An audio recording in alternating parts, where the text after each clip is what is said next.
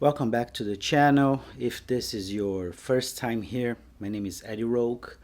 I'm a fashion and wildlife photographer based in Los Angeles. First things first, my voice is destroyed. I attended the NAMM show yesterday. I had a performance there.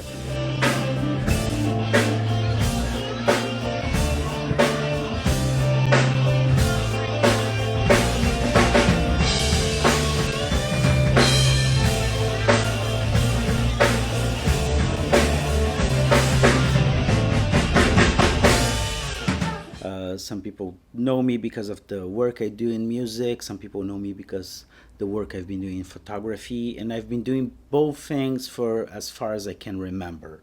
But we're here to talk about photography, and when I say fashion and wildlife, usually people ask, how can you do both? Because they're so different. Not just the skills that each one of them require, but like the gear is different. The way you have to manage and work the technical elements and aspects for the lighting, your camera, composition, framing, and everything. So I just want to do a quick video to explain how I approach these two completely different styles per se. And starting with fashion, because I've been doing fashion photography, commercial photography for a long time. I started because of music, shooting album covers and promo materials from artists that I produced over the years, and that led me to work with fashion directly and designers, publications. With fashion, I also shoot outdoors eventually, but the key element for me is to control the look, the mood, the light. So I'm always shooting with artificial light even when I'm outdoors. I can use ambient light just to give me uh, some kind of exposure to the background or to the landscape you're working, or as a fill light. But my key light, it's always coming from a strobe. I love Fresnel's beauty dishes.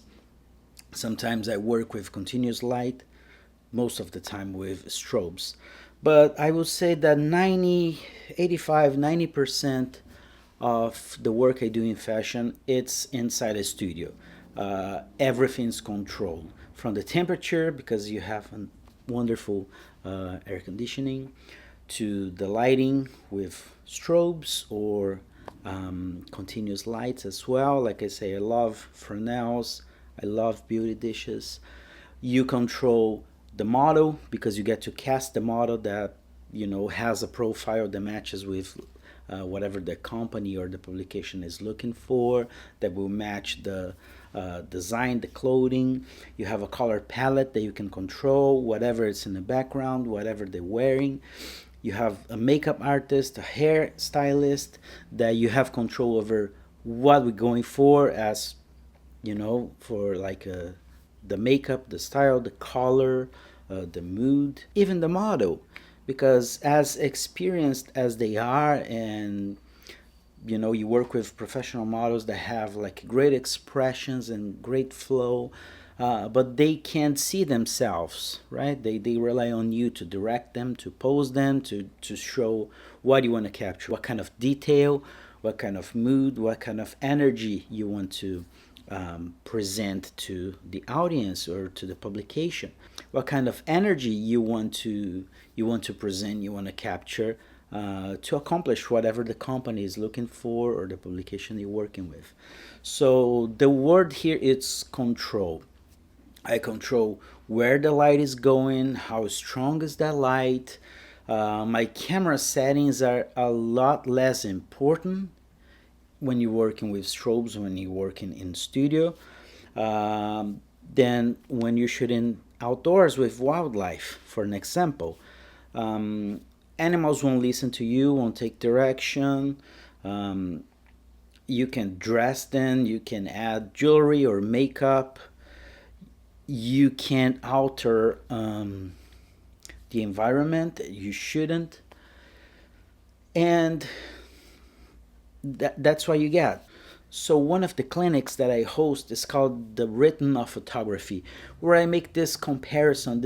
I show this relationship between these two art forms that I've been devoting my life and dedicating my life to learn and to develop into something unique and something personal, which is music and photography. And I talk about the shutter speed as being the drummer or the tempo for the song, right? And how important is to match the movement, the rhythm of your subject to your shutter speed. But in fashion, that doesn't work the way you think it works when you're shooting outdoors with ambient light. So let's compare both. When I'm shooting fashion, when I'm in the studio, my shutter speed will be locked with the flash sync speed, right? Some cameras will be one in a film days. It will be 160. I've been shooting with Canon my whole life. So in the F1, the sync speed with flash was 1 over 60 or 1/60 of a second. The later cameras, like in the times of the 5D or the DSLRs, you have, if I'm not mistaken, 1 over 1/60 of a second.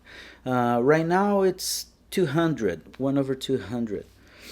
So when I'm shooting in the studio, I will lock my camera, my shutter speed, to the flash sync speed, which in this case it's 1/200 of a second. Because the flash is supposed to freeze the movement, because without the flash you have no exposure. My aperture will be somewhere between f8 and f16 because I want a wider depth of field, because I want to capture details on clothes, on makeup, sometimes texture on the hair, sometimes jewelry.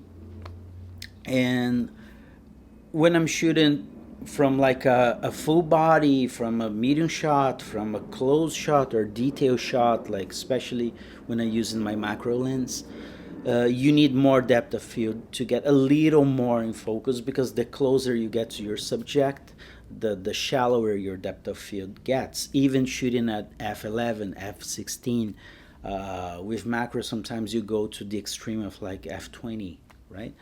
I'm not gonna talk about diffraction and the kind of things at this point. I think most people know what that is. There are ways to avoid that, and there are ways to light what you're shooting when you want a very, very tiny aperture, but that's not the point. So 1/200 of a second, it's my shutter speed for fashion. Aperture somewhere between f8 and f16. Sometimes I go a little higher, but I never go less than f8. And then ISO will live somewhere between 200 and 800. Or why I never shoot at 100? First, because some people still believe that ISO is related to noise in the picture, and it's not. ISO is just boosting the signal that you're receiving. If you don't have enough light, you get noise. It's a side effect. I can shoot at ISO 800 and get an image that is as clean as if I was shooting at 100, as long as I know how to light the scene, the set properly. Why I use a higher ISO to shoot fashion? First, I don't care about noise if that's a side effect. I came from film days, and even right now, people love to use Photoshop and add filters to get a film look. So you try to get a super sharp, crisp image, and then you add a layer with a film look just to add grain, noise, make the image more soft. Some people use filters to make the image more soft. So I don't understand that. But the reason I shoot with higher ISO is because sometimes you're in a different studio depending on like how big is the set, how big is the stage, the kind of look you're going for, if it's a high key shot or if it's something that it's a little more traditional. If you don't have a high powered strobe, Chances are, with a very small aperture, you are going to be shooting at full power. If you don't have like a 600 watts per second strobe, uh, for an example. But even bigger studios, that's not enough. If you're shooting at full power, I'm so sorry for my voice, guys. If you're shooting at full power, chances are your flash duration it's greater than what you need to freeze movement because the camera is reading that light. The time where the flash pops to the time where that light dims to a certain point, it's greater than what you need to freeze movement. You will shoot with flash and you will get blurry or soft, not soft, but blurry images. So it's smart to raise your ISO so you can bring your flash power down to 1/16th, 1/8 of a second, 1/4 of a second. Depends on the quality of the flash. It depends on a series of factors. But a lot of people don't understand that I'm shooting flash, flash freezes the movement, my pictures are blurry. That's why. Um, Nature, wildlife, we don't have flash. You shouldn't use flash. Um, so how can we freeze the movement? We only have the shutter speed. And you will be surprised coming from 1 to 100 of a second to 1 to 1000 of a second. And depending on the animal you're shooting, you will still get some movement, you will still get some motion. That can be an artistic choice, that can be something you want to avoid and you don't know what to do because 2000 of a second seems like a lot. And it's not. Most people they don't start shooting wildlife. They start shooting portraits or weddings or family birthdays and that kind of stuff.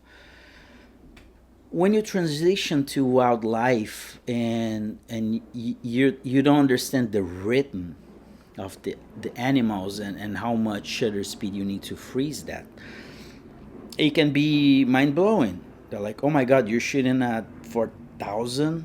If you want to freeze like a hummingbird wings, you won't do that with less than 1/5000 of a second, right? You still can get some blurry wings at that high shutter speed. So it's important to know the speed, the tempo, the rhythm of what you're doing and understand to match that. The difficulty of starting wildlife, it's because most people will start shooting birds because you can go in your backyard, you can walk on the street or go to a park. Birds are everywhere. Chances are you shooting birds there small, and small birds are pretty fast. So it's a very hard thing to do, right? It's easier to shoot a bigger bird because sometimes the movement it's a little bit slower than shoot like a tiny bird. Um, so the shutter speed is the one of the elements for you to kind of master when you're doing that. With a higher shutter speed, it comes the need for other ways to gather more light into your sensor because now you're relying on that super quick time to freeze the action, but you still need to gather a lot of light in that short amount of time. So instead of shooting at f8, f11, now we're trying to go with a wider aperture, and chances are you will never get as wide as you need to be. My favorite lens is the 400 millimeter 2.8 Canon. I have a 600 f4, which is also yeah, an amazing lens. But even with those lenses, even shooting like wide open, sometimes your shutter speed will go to now 1600, 3200, depending on the conditions, because you can't control light, sunlight. You can't control animal behavior. You can predict, you can learn, and make a, like an educated guess, but you can control what they're gonna do, which way they're gonna turn. Birds are a little easier to understand the behavior and what happens when they land, when they're taking off. Ducks, which is some of my favorite animals, and they're so common. They're more predictable, but you still will be surprised that sometimes they will do things that are unexpected, and they will never pose for you, right? They will do what they do, and hopefully you are in the right place. The only thing in wildlife you can control, you're able to control, is where you're standing, as opposed to um, trying to wait for the animal to do something that he will end up like in your shot. So these are the kind of the main differences. Once again, rhythm of photography. I i i talk that you behind the camera, shooting fashion, shooting commercial, you're the maestro, right? You have all of these elements that you're directing, you're conducting, and you have them at your disposal to create the kind of image, the kind of look that you're going for. When you're shooting wildlife, you have control over nothing but your camera settings, and they're also compromised by the environment, the animal, and the gear you have. So now you're not the maestro. Now you are one of these musicians in the orchestra, paying attention to your surroundings and paying attention to the one who is kind of directing the scene, right? Which is the animal itself. So the difference between these two styles, it's just knowing what's your function, what's your job, what's your part in the creation of those images. Are you the maestro, uh, controlling light, controlling the pose, controlling the emotions? Because when I'm working with models, you provoke the models. You want to create a certain reaction from the models that it's natural, right? And that fits into the assignment, like depending on what you're shooting. So you can do that. You control everything. When you shoot in wildlife, you don't. So you just have to be there and appreciate and let nature, let the animals guide and direct you and your attention. Where should you focus? What should you capture to portray how you feel in that moment? Because that's the art, right? The artist is the same. You can be the conductor, you can be the musician, but you're still an artist. And you can see an animal and you can look for something more environmental with like a wider lens. You can go closer and wait for that eye contact and get like a kind of a portrait or a headshot of an animal. You can focus in a certain detail like the paws, like the skin texture, or like a detail in the eye. You still have control over your approach, over your art. You might not be able to control anything else, but you control where you stand, how close you stand. Hopefully you get close enough within a safe distance.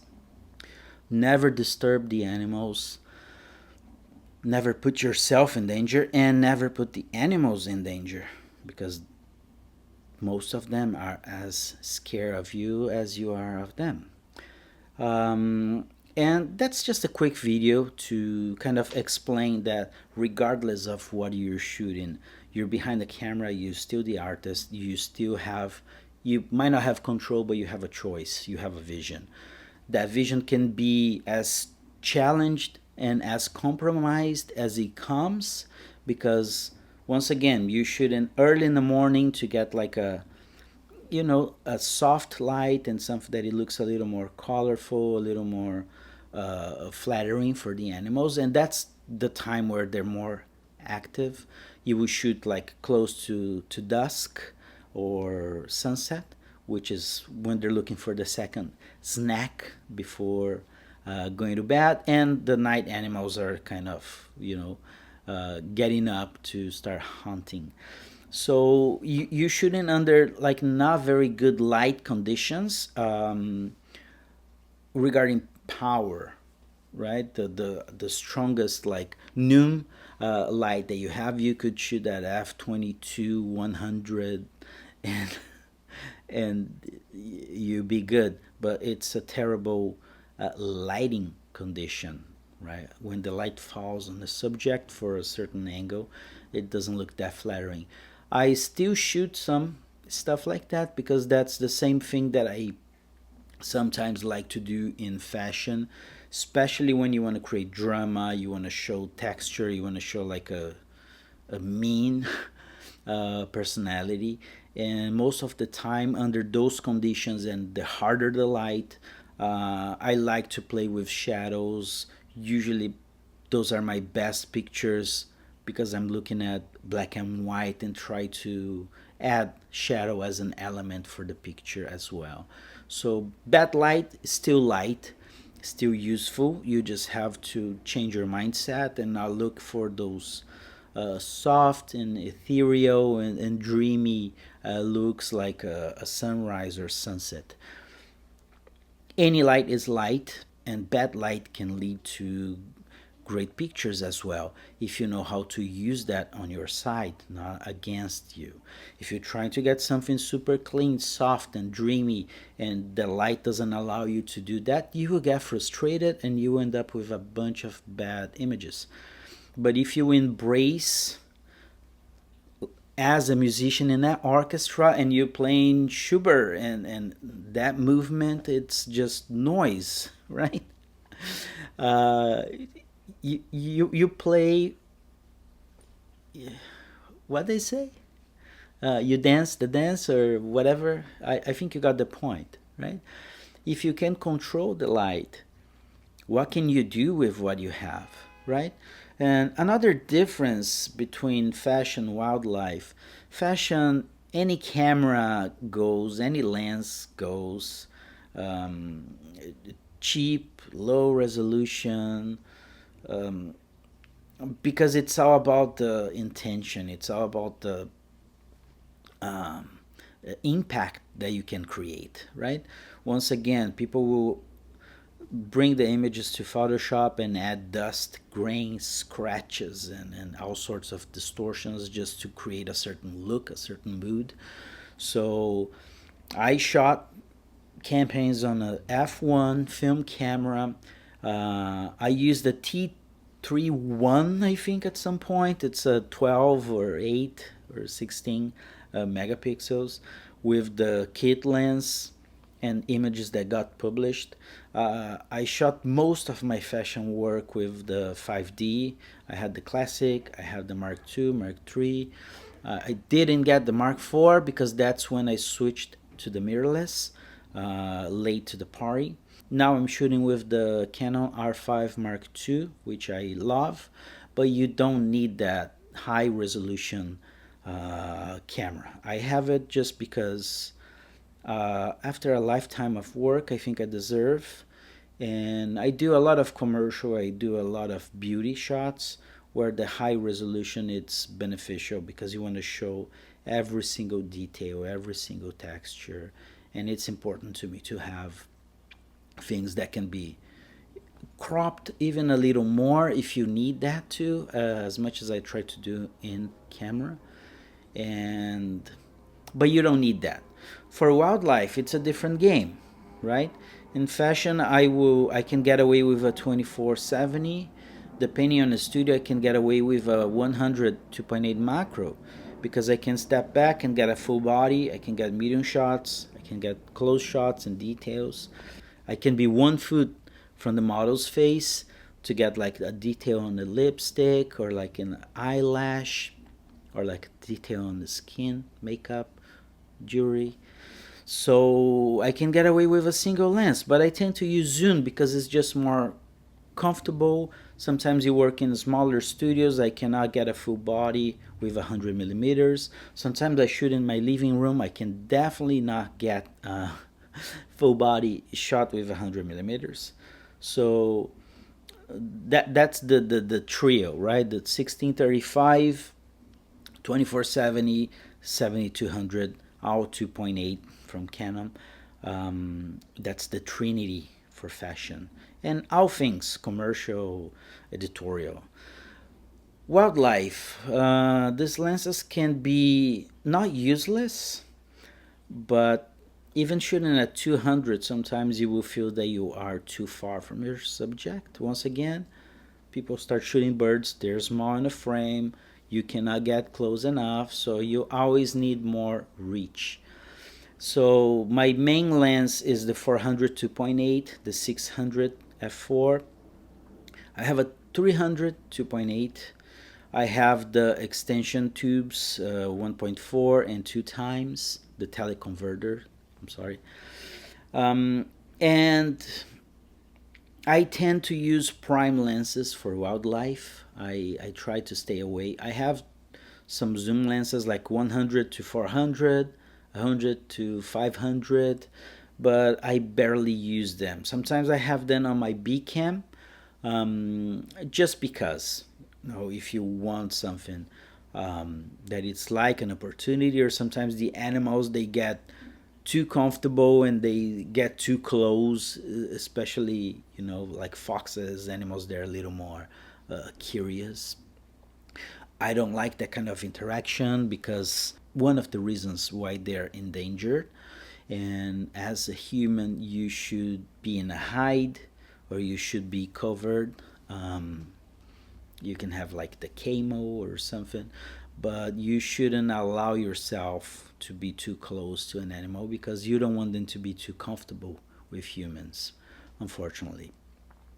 So zoom lenses are great and very practical, especially I won't call you lazy if you use them, but I like the prime. I like the compromise of missing shots when they're too far or when they're too close, and it just helps me to stay more in the moment and stay more focused in the work I'm doing.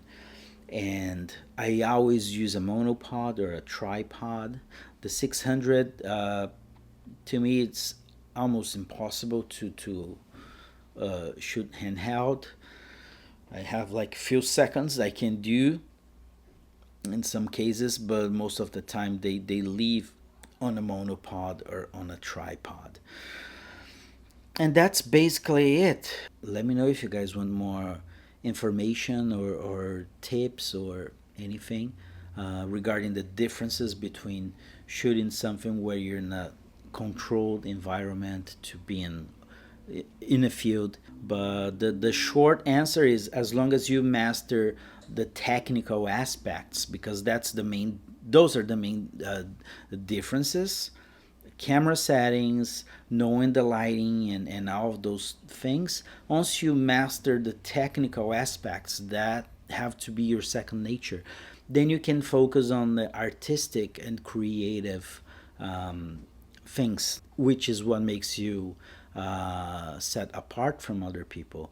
So you're still an artist, you're still a creative, but you just need to master your gear and photography in general, because the most important aspect is light. And I'm confident the more you go outside and the more you practice, the more you shoot, uh, you will get a higher ratio of good pictures and some what we call keepers, right? Which is another difference when you're shooting with a model, especially a model that is experienced and have a great flow. If you overshoot, you will end up with too many great pictures, and then it's a pain to curate those images. So you have to be very mindful of, like, these are the angles, these are the looks, and these are the shots that I'm doing and I'm capturing. When doing wildlife, you will overshoot, and out of those thousands of images, you might find one or two that are decent.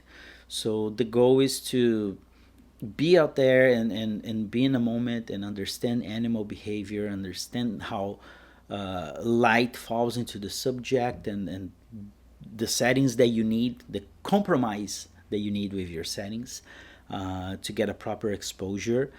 Don't be afraid of ISO. Be afraid of shooting underexposed and trying to raise your levels in post, because that's what makes a picture noisy. Be aware of cropping, because that's what makes your picture noisy. Cropping, it's zooming.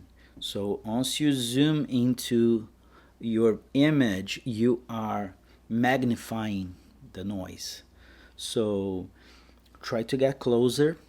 If you can get closer, just make a decision. Shoot what you can. Do the frame and the composition the way you can do, and live with that. Don't shoot a wide angle and a small bird in a frame and then you try to crop regardless of how many megapixels you have in your camera. That's never a good idea, in my opinion.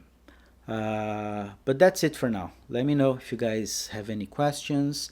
Let me know if you guys learn anything from this little video. There will be more in the future.